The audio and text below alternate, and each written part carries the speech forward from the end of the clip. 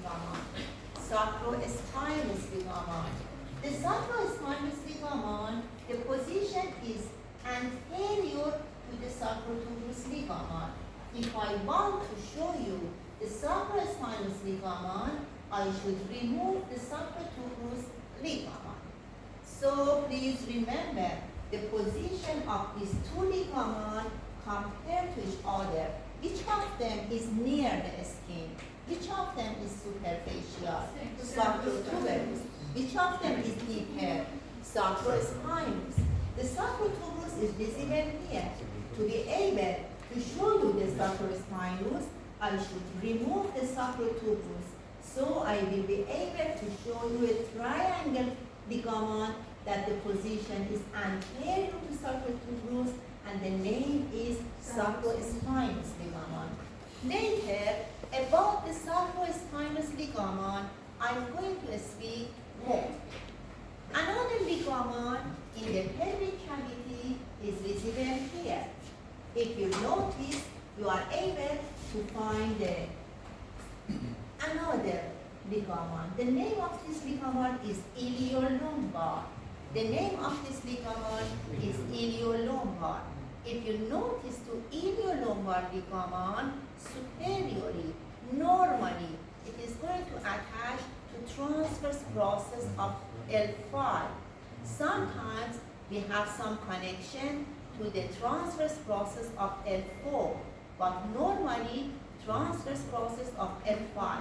And inferiorly, the iliolumbar ligament is some part attached to the posterior portion of iliac crest, and another part is going to be continued anterior to the sacroiliac joint. We call the iliolumbar ligament. Look at from this view to the pelvic ligament. In this view, we are going to look at from anteriorly, from superiorly. So I am able to show you at the first sacrospinous ligament, this triangle ligament. The apex is going to attach to ischial spine and the base is going to attach to the lateral border of the last sacral bone and to the lateral border of the first coccygeal bone. So the sacrospinous ligament is triangle. The apex attached to ischial spine. The base is going to attach to lateral border or lateral surface of the last sacral vertebra and the lateral border or lateral surface of the first coccygeal vertebra. You get that? In this view, if I want to show you the sacrotuberous, I should remove the sacrospinous ligament. This sacrotuberous ligament, sacrospinous ligament, both of them are going to change the greater sciatic notch to foramen, greater sciatic foramen, the lesser sciatic notch to lesser sciatic foramen. About this foramen, look at these two pictures. It is possible in your exam, I ask you, anteriorly or posteriorly, the greater sciatic foramen, or inferiorly, the greater sciatic foramen is going to be formed by which of the following statements. For example, inferiorly, the greater sciatic foramen is going to be formed by ischial spine and the sacrospinous ligament. Is it correct? Yes. Yes.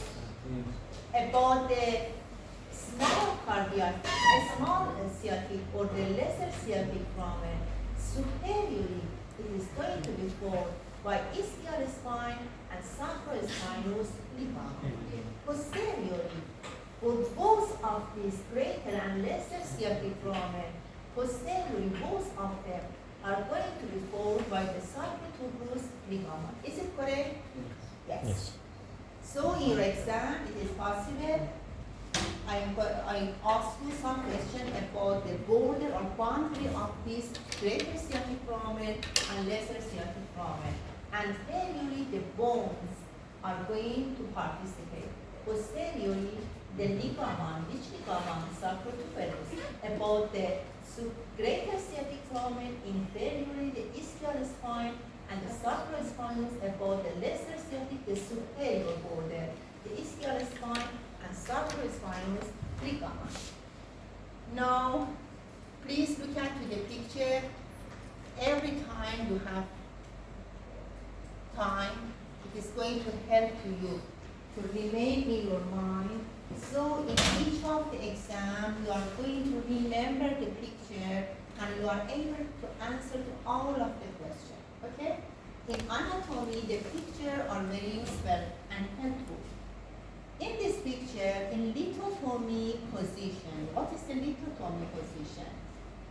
When the patient come to the office for example, gynecology, for midwifery, the person lie posteriorly in the prone and in the supine, and their lower limb, both of them are going to abduct.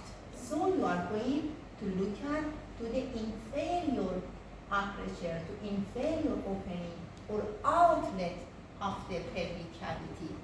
About the outlet of the pelvic cavity, remember a diamond shape about the inferior aperture or about the outlet of the pelvic cavity. Remember this diamond shape. It is going to help you that the inferior or the outlet of the pelvic cavity is diamond shape. Here, if we imagine this anterior, you are going to find the inferior border of symphysis pubis. Here is going to show you the posteriorly. It is going to remember you the apex of the coccyx. These two angles are going to remember you the ischial tuberosity. Ischial tuberosity. So outlet, remember this diamond shape, anteriorly, posteriorly. Posterior angle is going to be formed by the apex of the coccyx, anteriorly inferior border of the symphysis pubis. These two lateral angles are going to be formed by the ischial tuberosity. In this picture, if you notice, anteriorly the symphysis pubis, posteriorly the coccyx, and laterally the ischial tuberosity. Here is the female and here is the male outlet. Which of them is larger? Female. Female. In normal position, in normal time, in one race, all of the structure in the pelvic cavity in the female sex is larger and wider, are going to form the wider the pelvic cavity to be able for passing of the pregnancy and for passing of the breastfeeding. Now here, it is the outlet of the female and outlet of the male. Look at here. If I draw the small diameter of this shape, it is going to form by two angles, anteriorly and posteriorly. Anterior triangle and posterior triangle. The posterior triangle we can call anal triangle because only the anal canal and the anus is going to be found here in both sexes. All of the features are the same in the male and in the female sex, but the anterior triangle is different in the male and in the female sex. So we call the urogenital triangle. The urogenital triangle is anterior triangle in outlet. The posterior triangle we call anal triangle. In male and female sex, the posterior triangle, all of the features are the same. But in anterior triangle, in female and male sex, I should speak and explain for you separately. In the anterior triangle, in the female sex, we have two foramen. The anterior foramen belongs to the urethra and the posterior foramen belongs to the vagina. But in the male anterior triangle or urogenital triangle, only only you are able to find one foramen that belongs to the urethra. So in the male sex, in urogenital triangle, you are able to find one foramen, but in the female sex, posterior to the urethra, you are able to show you the vagina from. Now, here, I'm going to speak about the boundary. These two boundaries belong to the ischiopubic rungs. These two boundaries are going to be formed by ischiopubic rungs. Inferior border of ischiopubic rungs. What about the posterior boundary? Why here I'm not able to show you the posterior boundary? Because these two boundaries are going to be formed by the sacrotuberous ligament. And here only I'm going to show you the bones, not the ligament. So these two boundaries are going to be formed by the sacrotuberous ligament. What about these two? They are going to be formed by the inferior border of the sacrotuberous ischiopubic rungs. Now we change the picture and look at superiorly to the pelvic cavity in the male and female sex. Which of them belong to the female sex? The upper one, the superior part. And which of them belong to the male sex? The lower. We have something that we are going to form the pelvic cavity difference from the male and the female. At the first, look at to the inlet. Inlet in the, always we are going to see in one race. Please never forget. Always we are going to compare the female and male in one race. Okay? So, in one race, about the female sex, when we compare the inlet in the female sex, the inlet in the female is larger than the male in normal pelvic cavity. Sometimes some of the female, it is possible, all of the feature be such as the male sex. But in normal position, in normal person, the structure are different. In the female, compared to the male in one race, the inlet is larger. When we are going to compare the inlet in the female and the male, in the male it is triangle, it is heart shape. But in the female sex, it is circular or oval.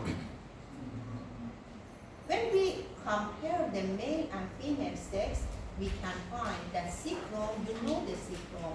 In the cardiovascular system, I taught to you the secrum. You remember the secrum? Secrum at the first consists of how many bones? Five. Fuse to each other and make a large and triangular bones. This secrum in the female sex is shorter and more concave anteriorly. In the male sex, this secrum is less concave anteriorly and it is longer and narrow. About the secrum to be able to increase the cavity, the concave of the anterior surface of the secrum in female sex is more than the male sex. Now in the inlet, I should explain for you three diameters. Look at these three diameters. Anteroposterior diameter, transverse diameter, and oblique diameter.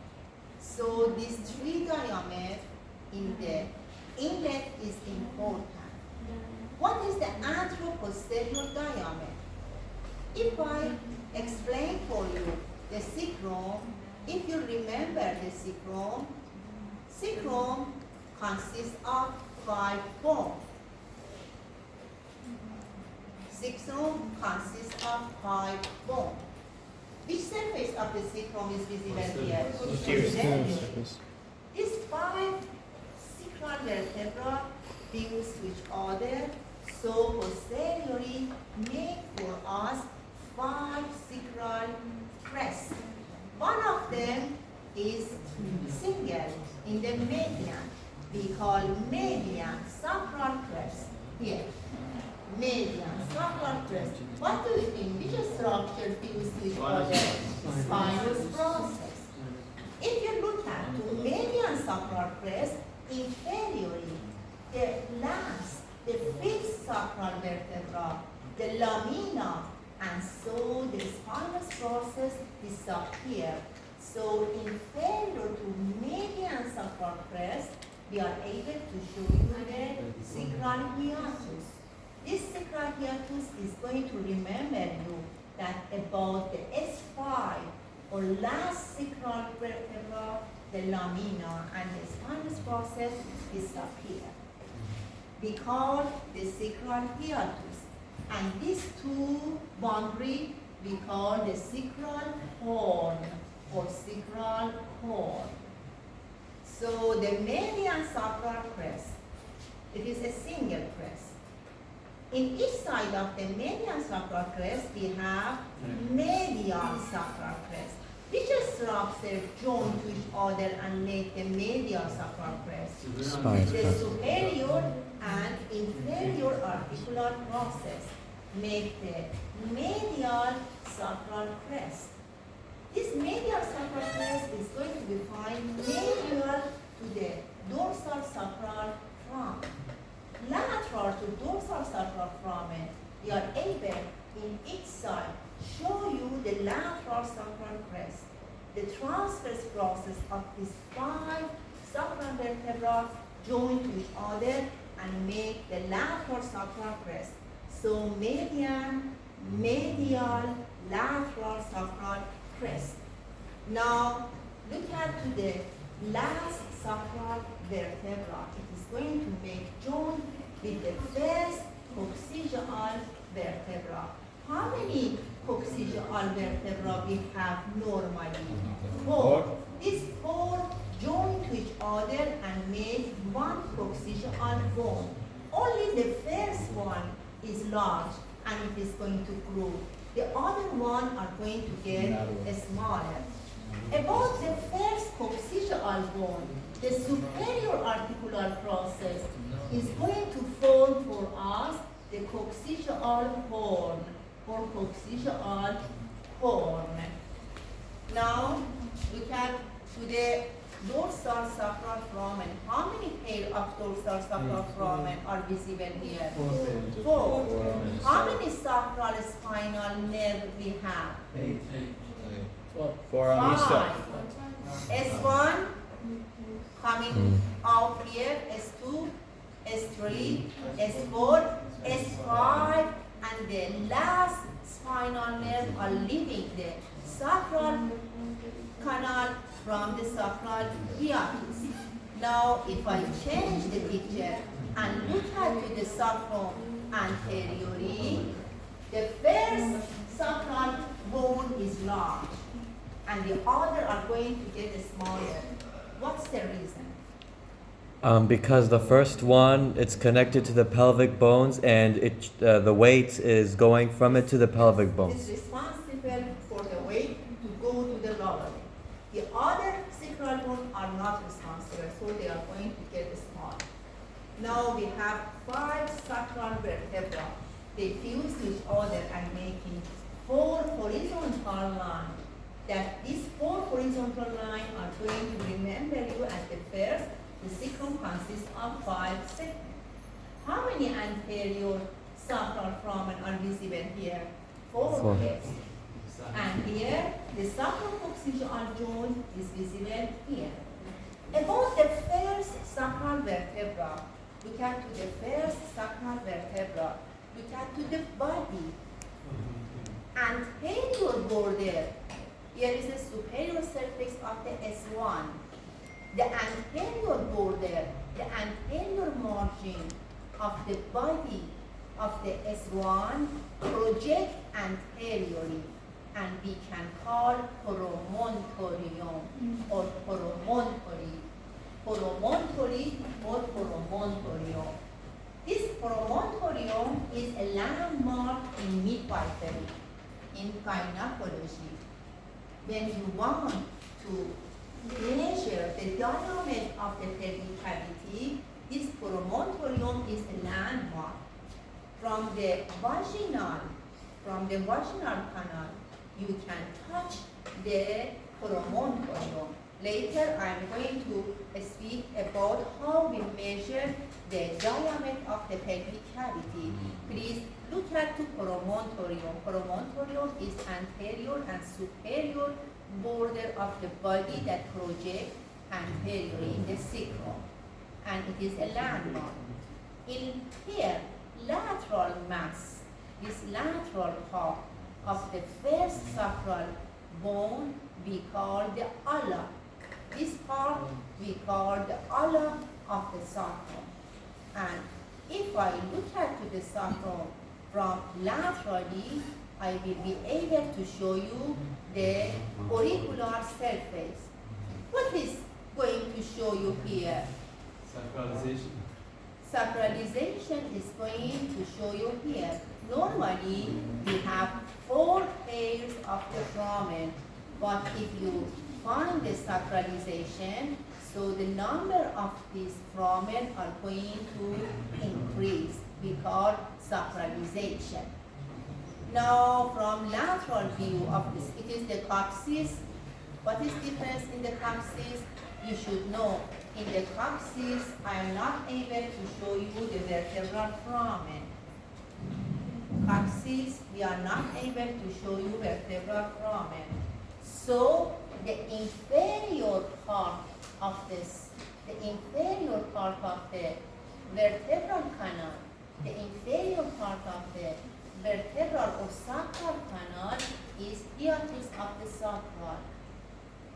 Because the coccyx is not going to have the vertebral foramen.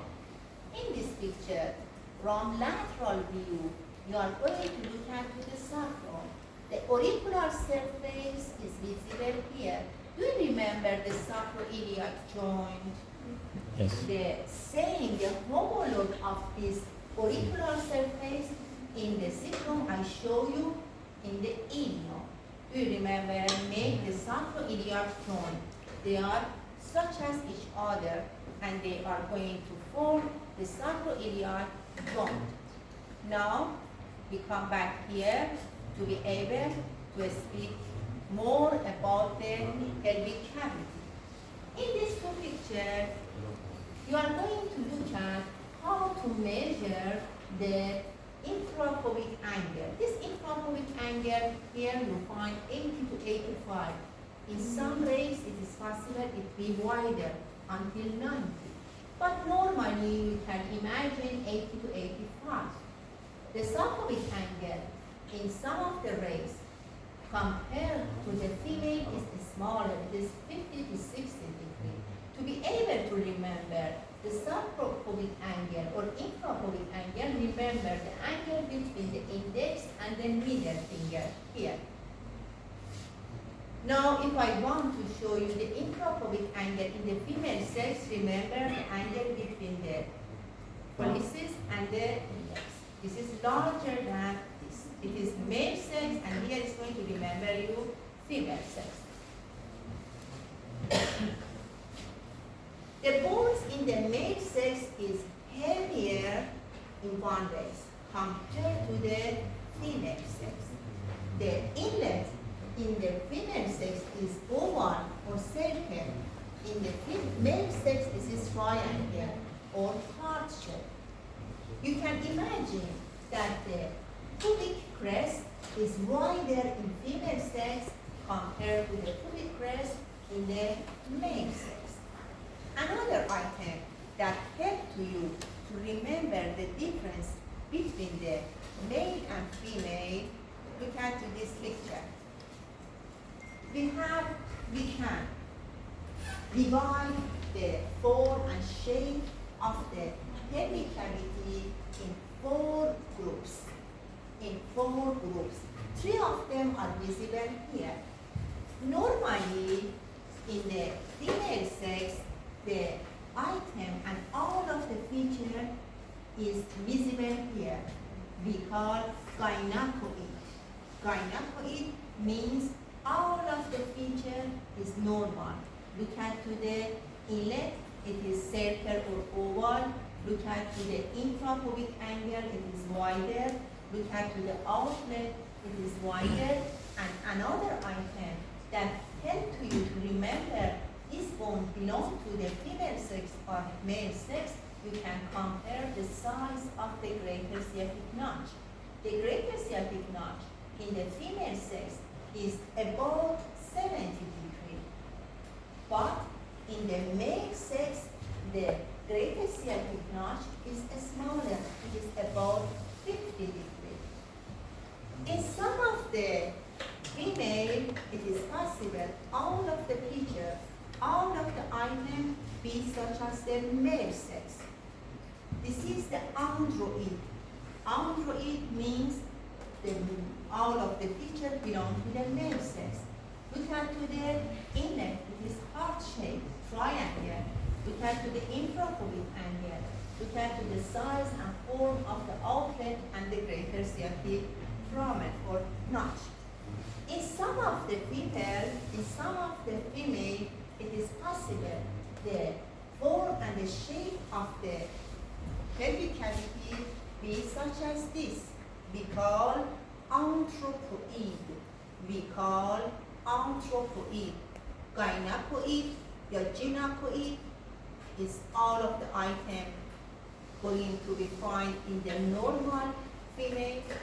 Android, all of the features belong to the male sex. Anthropoid, we are going to speak about some of the features in the pelvic cavity. We can to the inlet. The anteroposterior diameter is more than the transverse diameter, which is such as the monkey. Look at to the intrapubic angle, to the outlet, and to the greater sciatic foramen.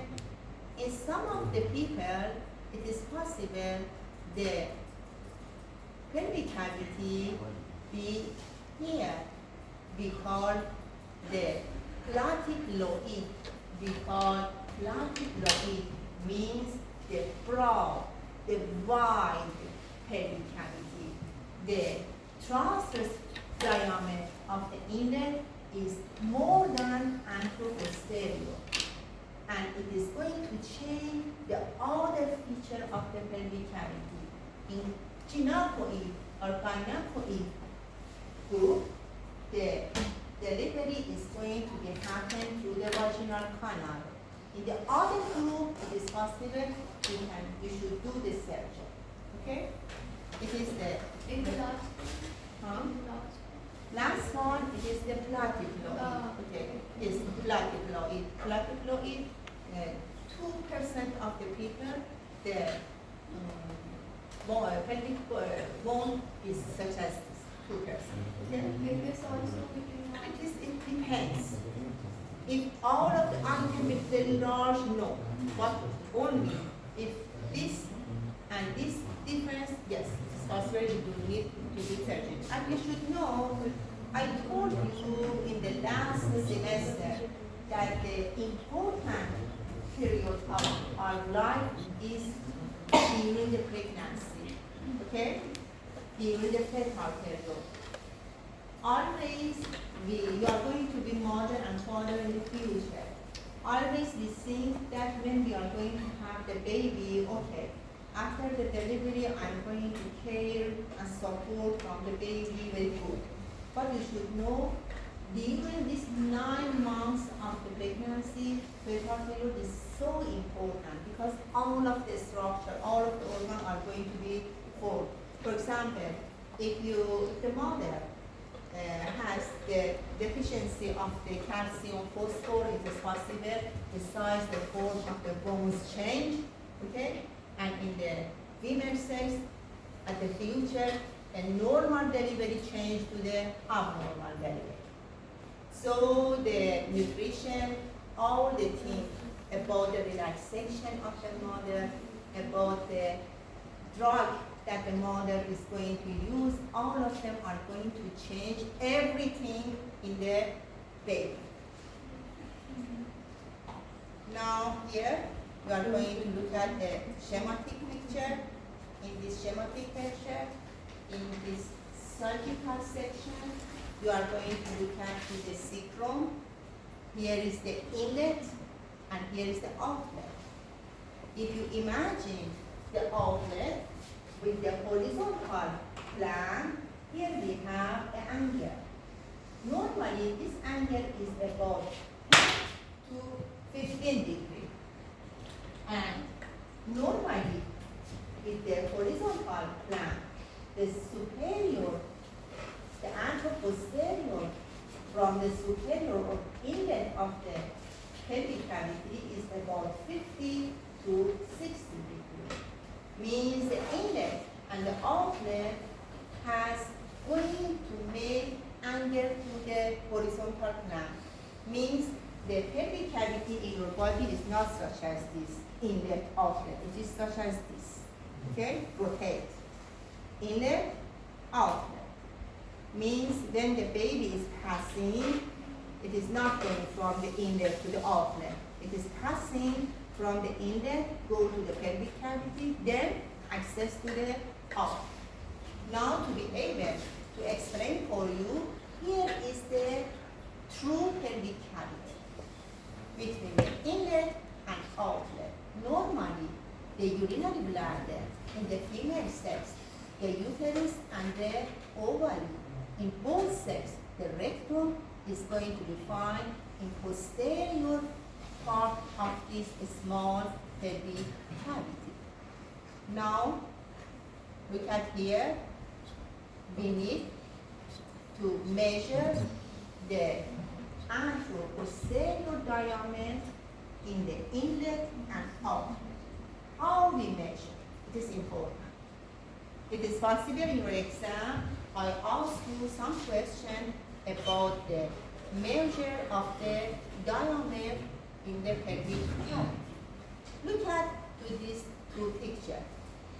To be able to measure the anteroposterior diameter of the inlet, here is the inlet, yes? If I ask you about the inlet, which bone are going to participate? Sacrum? Yes? Which part of the sacrum? Promontorium, ala, arcuate line of the ilium, and the pubic.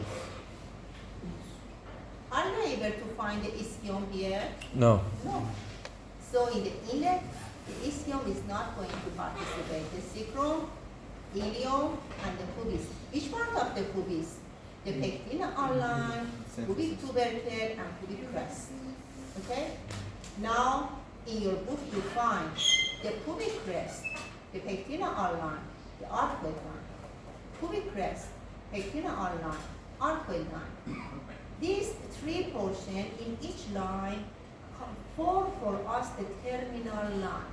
If I ask you which item, which of the following item participate for the terminal line, you should remember the arcuate line, pectineal line, pubic crest. So inlet of the pelvic cavity is going to be formed by the pectineal line on the right side, pectineal line on the left side, the promontorium, and the anterior border of the ala of the sacrum. Is it correct? Now I want to measure the anteroposterior diameter of the inlet. Means you should measure the central point of the promontorium to the central or the median part of superior border of symphysis pubis. So superior border of symphysis pubis in the median part, measure to exactly central or median part of the promontorium. So you are able to find the measure of the anteroposterior diameter. This diameter, anteroposterior diameter of the inlet, has a special name. We can call true conjugate. True conjugate. So true conjugate means the distance between the promontorium and the superior border of the symphysis pubis. Anteroposterior diameter of the inlet has another name. we can call through conjugate. Through conjugate. How we measure the transverse diameter? How we measure the transverse diameter in inlet?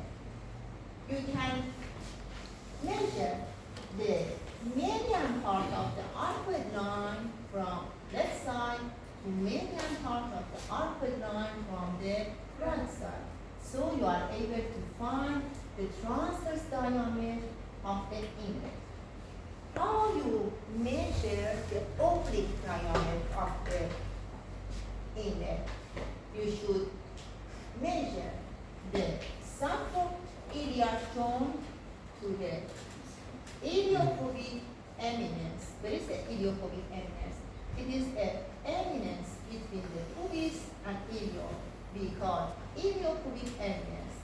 We measure the sacroiliac joint to the iliopubic eminence. Okay? Again, I repeat, inlet of the pelvic cavity consists of sacrum, ilium, and pubis. Which part of the sacrum? Promontorium, ala of the sacrum. Which part of the ilium? Arcuate line. Which part of the pubis? Pectineal line, pubic crest. Pubic crest, pectineal line. Arcuate line we can call terminal line. Now, to be able to measure the anteroposterior, transverse, and oblique diameter, we can measure in the inlet. How we measure the anteroposterior diameter? We measure the central part or the median part of the promontorium, the distance between this point to the superior border of symphysis pubis. We call anteroposterior diameter. What's the another name of this diameter? True conjugate. True conjugate. How we measure the transverse diameter? The central or median part of the arcuate line in one side to the central or median part of the arcuate line in the other side. How we measure the oblique diameter? From the sacroiliac joint to the iliopubic eminence. We have two oblique diameters, in the right and in the left. Now, for the outlet, how we measure the outlet diameter? It is outlet, it is lithotomy position. Do you remember the lithotomy position? During the delivery of the baby, the mother's the position is lithotomy position. Both upper lower limb are abducted. Now here, you are going to look at the outlet.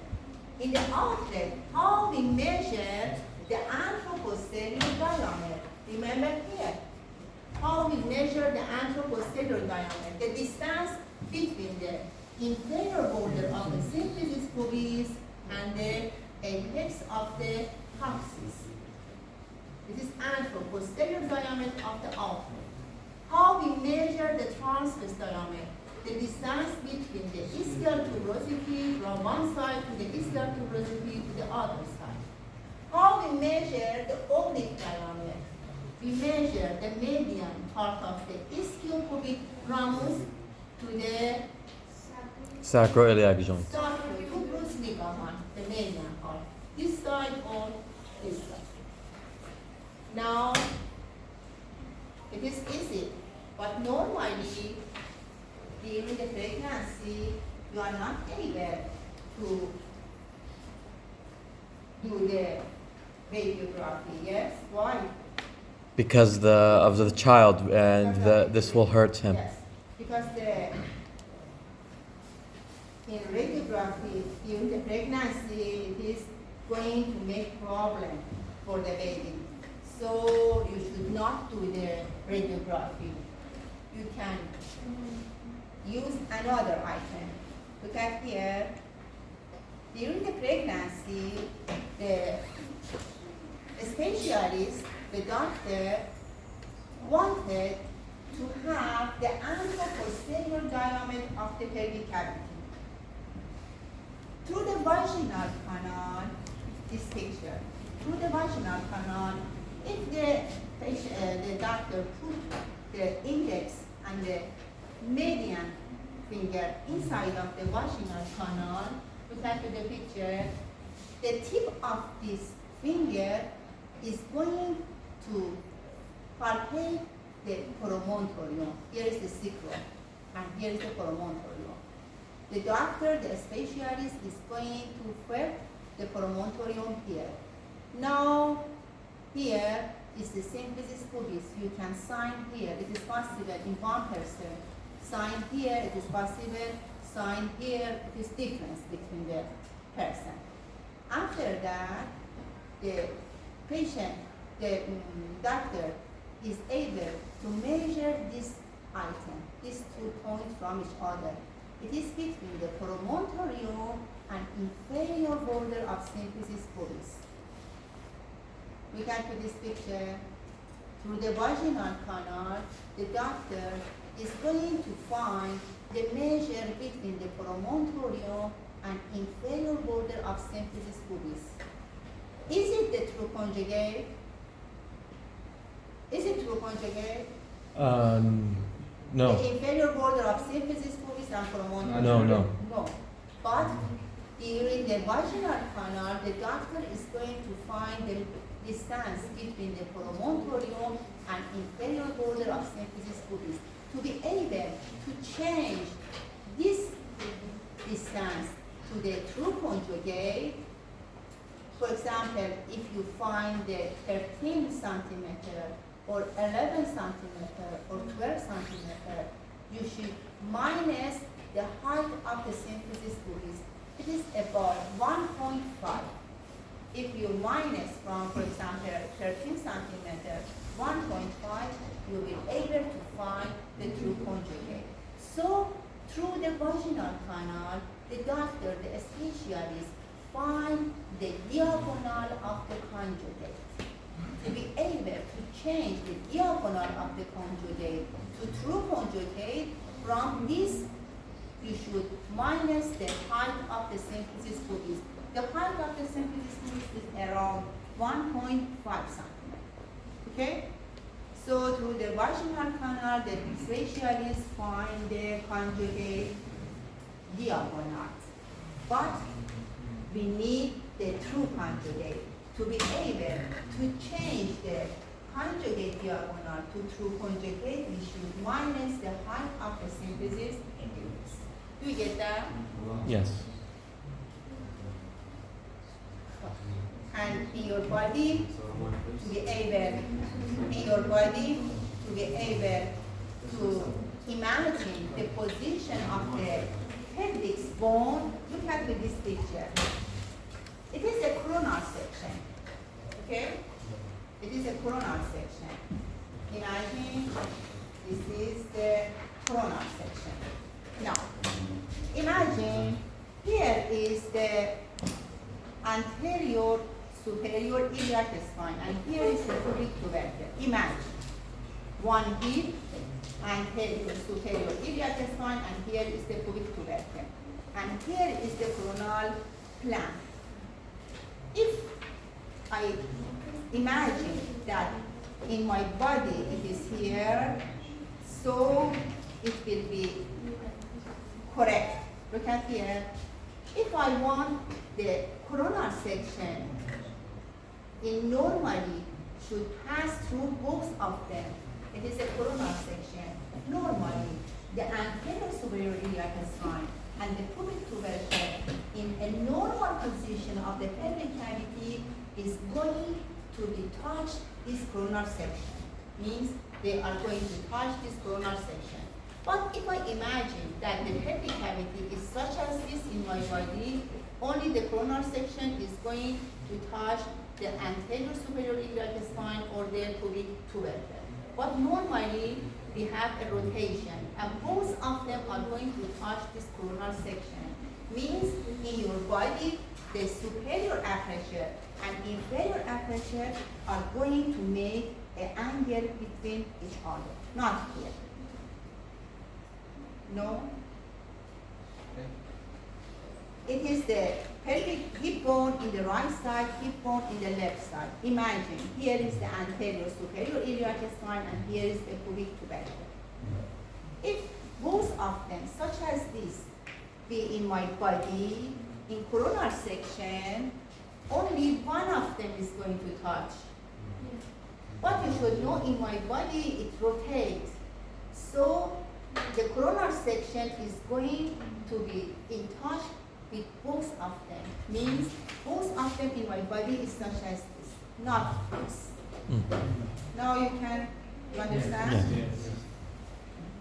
Here is going to remember you this, that if you imagine the coronal section is here, the pelvic bone in your body is such as this picture. Means in one time, the superior anterior iliac spine and the pubic tubercle, all of these four items are going to be in touch with the coronal plan. And in this picture, again, it is going to remember you the anterior superior iliac spine and the pubic tubercle. And also here you have the urogenital triangle and anal triangle. I told you it's a diamond shape. This diamond shape, this picture is going to remember you that the posterior triangle and anterior triangle right angle to each other, not such as this. They are such as this in your body. What do you think? Belong to the female sex or male sex? Male sex. Because in urogenital triangle, only one foramen is visible here. Okay. I think the bone finished. What's the time? 10. 10 or 7. You have 15 minutes break. After that, I'm going to speak about the muscle of the pelvic cavity. Please come back fresh and on time. Okay. 10:25. Be in the class.